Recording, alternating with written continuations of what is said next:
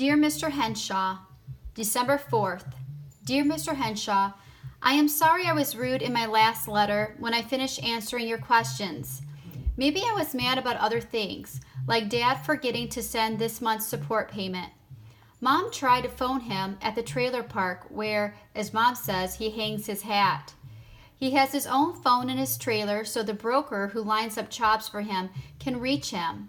I wish he still hauled sugar beets over to the refinery in Spreckles so he might come to see me.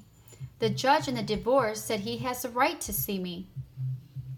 When you answered my questions, you said the way to get to be an author was to write.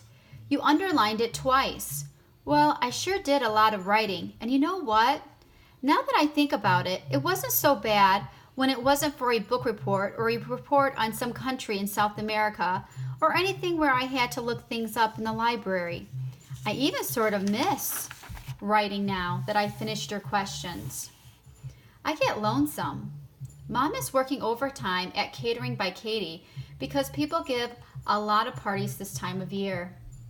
When I write a book, maybe I'll call it The Great Lunch Bag Mystery because I have a lot of trouble with my lunch bag.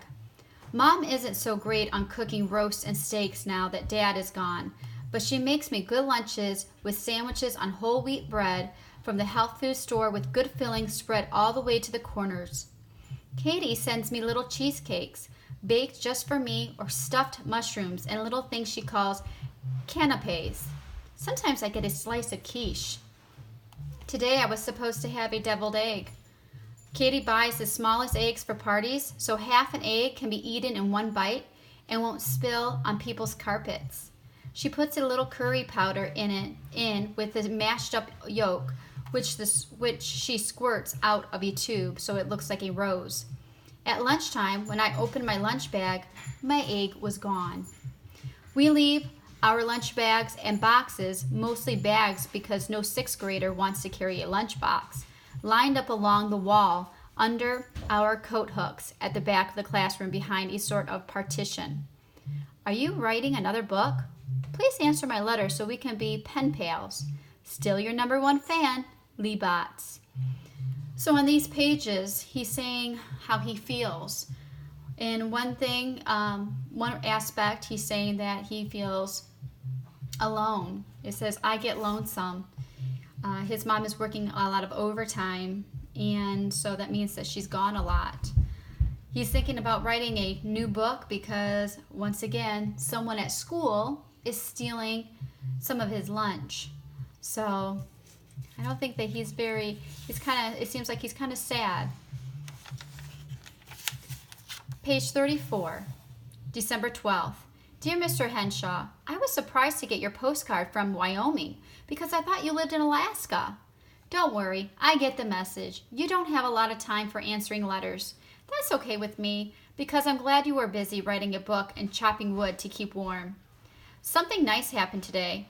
When I was hanging around behind the bushes at school waiting for the 10 minutes to come before the first bell rings, I was watching Mr. Fridley raise the flags. Maybe I better explain that. The state flag of California is white with a brown bear in the middle. First, Mr. Fridley fastened the United States flag on the halyard, that's a new word in my vocabulary, and then fastened the California's flag below it. When he pulled the flags to the top of the flagpole, the bear was upside down with his feet in the air. I said, "Hey, Mr. Fridley, the bear is upside down." This is a new paragraph because Miss Martinez says there should be a new paragraph when a different person speaks. Mr. Fridley said, "Well, so it is. How would you like to turn him right side up?" So I got to pull the flags down, turn the bear flag the right way, and raise both flags again. Mr. Fridley said that maybe I should come to school a few minutes early every morning to help him with the flags, but please stop walking backwards because it made him nervous. So now I don't have to walk quite so slow. It was nice to have somebody notice me. Nobody stole anything from my lunch today because I ate it on the way to school. I've been thinking about what you said on your postcard about keeping a diary. Maybe I'll try it. Sincerely, Lee Botts. So on page 34 and 35, he had some good news. Lee actually is able to help Mr. Fridley in the mornings with the flag. A question for you would be, because it said that Mr. Fridley said, please stop walking backwards because it made him nervous, do you think that Mr. Fridley has been seeing him hide behind the bushes, the shrubbery? And that's why he also made this a job for Lee. And another thing that we know, no one stole anything from his lunch. But why? Because on the way to school, he ate it.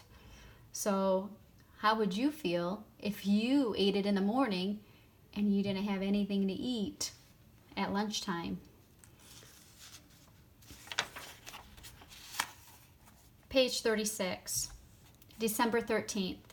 Dear Mr. Henshaw, I bought a composition book like you said. It is yellow with a spiral binding.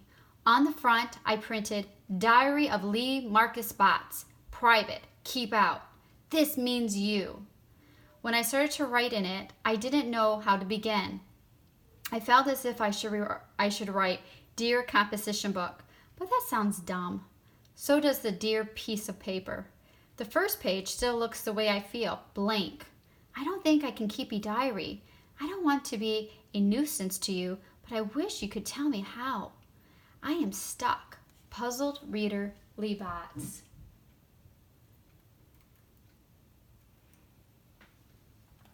So, as we can see here, is that he is taking Mr. Henshaw's advice, but he's having a hard time with beginning the letter, which is part of the greeting.